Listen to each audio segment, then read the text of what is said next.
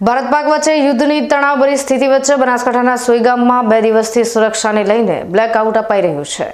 ત્યારે સુરક્ષાના ભાગરૂપે તંત્ર દ્વારા સરહદના છેવાડાના જલોયા ગ્રામજનો નિશ્ચિંત જોવા મળ્યા હતા। ભારત પાક વચ્ચેના યુદ્ધની તણાવભરી સ્થિતિમાં સરહદના લોકો નિર્ભય જોવા મળી રહ્યા છે અને નિર્ભયપણે કહી પણ રહ્યા છે કે જો અમને આજે પણ હાથમાં બંદૂક આપે તો અમે દુશ્મન દેશ સામે લડવા તૈયાર છીએ। ગામના આગેવાન એવા વાનાજી ડોડિયા, જેમની ઉંમર 85 વર્ષ છે, તેઓ કહે છે, મેં 1971માં યુદ્ધ જોયું છે। તે સમયે ભારત પાકિસ્તાન વચ્ચે યુદ્ધ છેડાયું અને અમને તે સમયે પોતાનો સ્વ બચાવ માટે અમને બંદૂક ચલાવતા શીખવાડતા અને અમે જરૂર પડે ચલાવેલી પણ છે। જો કે તે સમયે યુદ્ધ સંપન્ન થતાં બંદૂકો પરત લઈ પણ લેવામાં આવી હતી। જો કે સરકાર દ્વારા અમને યુદ્ધની સર્જાયેલ પરિસ્થિતિમાં હથિયાર આપે તો અમે લડવા તૈયાર છીએ।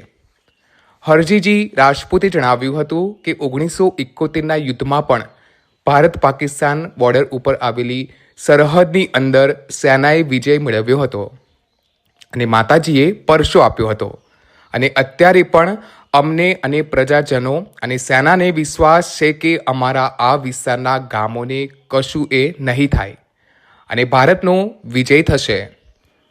જિલ્લા એસપીએ કહ્યું, બનાસકાંઠા સરહદ વિસ્તારે સંપૂર્ણપણે સુરક્ષિત છે, એટલે કોઈ પણ પેનિક થવાની જરૂરત નથી। એક દિવસ અગાઉ ડ્રોન દેખાયાની અફવા ફેલાઈ હતી, જેને લઈ જિલ્લા એસપીએ કહ્યું, જ્યાં સુધી વહીવટી તંત્ર દ્વારા પુષ્ટિ ન કરવામાં આવે ત્યાં સુધી ખોટી અફવાઓથી દૂર રહેવું। પોલીસ જવાનો સહિત આર્મી જવાનો પેટ્રોલિંગ કરી રહ્યા છે અને સ્થાનિક ગ્રામજનો પાસે અપેક્ષા રાખીએ છીએ કે જ્યારે બ્લેકઆઉટનો સંદેશો મળે ત્યારે સૂચનાનો અમલ કરો। જો કોઈને ખરેખર લાઇટની જરૂરત હોય ત્યારે ઘરના પડદા પાડીને અથવા કાર્ડબોર્ડ ભરાવીને લાઇટ ચાલુ કરી શકાય। ઉનાળાનો સમય છે એટલે અમે લાઇટ કાપી નથી, જેથી આમ લોકો પોતાના ઘરના પંખા વાપરી શકે। બ્લેકઆઉટ કરવાનું કહેવામાં આવે તો સંપૂર્ણપણે બ્લેકઆઉટ કરો। ભલે આજે ટેકનોલોજી ઘણી આગળ વધી હોય પણ બ્લેકઆઉટ એટલું જ જરૂરી છે। ખોટી અફવાઓથી દૂર રહીએ અને આર્મી જવાનોનો જુસ્સો વધારો। હું તમામ ચેનલોના માધ્યમથી લોકોને જણાવવા માંગીશ કે બનાસકાંઠાની સરહદો છે સંપૂર્ણપણે સલામત છે। આપણા જવાનો જે છે એ 24/7 અહીંયા ડ્યુટી કરી રહ્યા છે અને લોકોએ પેનિક થવાની કોઈ જરૂર નથી। માત્ર અમે લોકો પાસેથી એટલા સહયોગની અપેક્ષા રાખીએ છીએ કે જ્યારે પણ બ્લેકઆઉટનો સંદેશો મળે છે ત્યારે ગભરાયા વગર પોતાના ઘરની તમામ લાઇટો છે એ બંધ રાખે। જો એમને કોઈ કામ માટે જરૂર પડે છે કે કોઈ રૂમમાં લાઇટ કરવી છે તો એ પડદાઓ રૂમના પાડી દેવામાં આવે અથવા તો કાર્ડબોર્ડ ભરાવી દેવામાં આવે, જેથી કરીને લાઇટ બહાર ના જાય।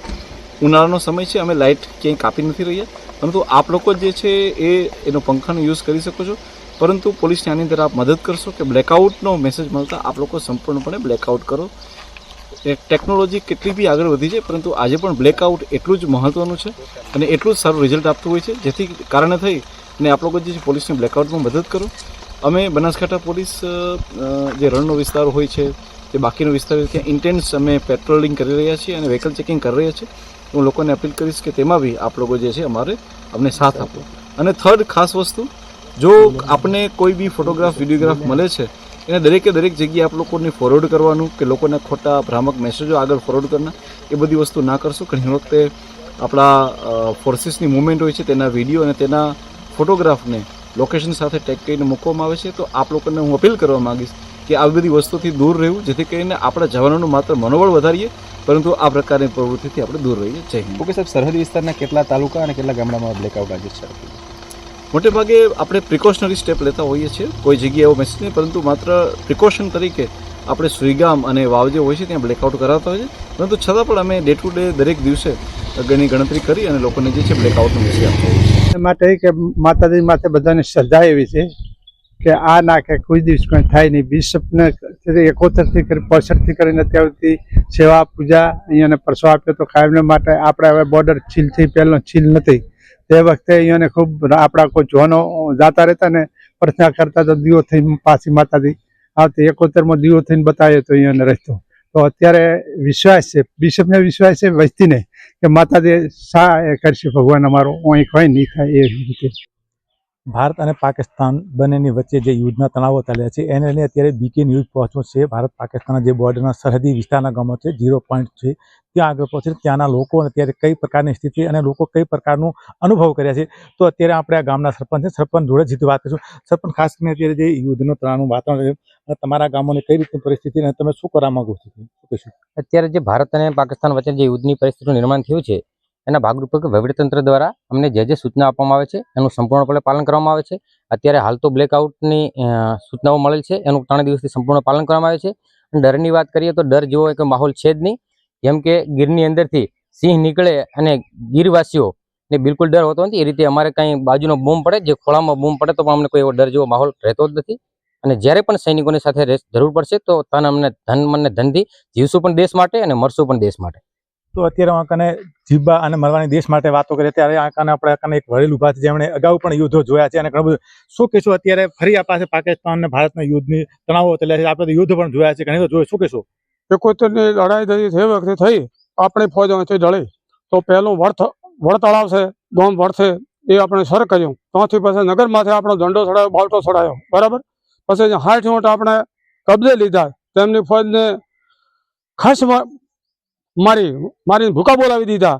અને એ મારી જાત મહેનતની મને ખબર છે. અને આપણી ફોજ અહીંથી ઢળી અને એ ટણે પણ અમે પણ ગભરાણા નથી. અમે એ વખતે સાથ સહકાર આપ્યો છે, અમારા સાધનો શીખે આપ્યો છે, ટ્રેક્ટરો બીજો ત્રીજો બધું આપ્યું અને સાથ સહકાર આપ્યો છે. અમે કોઈ જાતની ગભરાવાની અમને ચિંતા નથી અને સાથે રહીશું, સાથે મરશું. અને મોડેલો છે એ તો મટવાનો નથી, કોઈ બી દુઃખ કે સુખ, અને અમે સાથે રહેવાના છે, બરાબર. અને કોઈ પણ પાણી વખતે અનાજ વખતે બીજું કોઈ બી જરૂર પડશે, રાશન વખતે અમે પહોંચાડશું, સાથ સહકાર આપશું.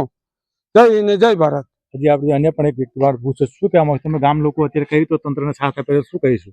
અમે તંત્રને બધી રીતે સાથ આપવા તૈયાર છીએ. તંત્રને અમે સાથે મળી અને જે તંત્રને જરૂર પડે એ અમે પૂર્તિ કરવા તૈયાર છીએ. અને તંત્ર અમને જે કહેશે જ્યાં તો અમે સાથ સહકાર આપી, જે તંત્રને ટોટલ જરૂર પડે એ અમે પૂરી કરવા તૈયાર છીએ.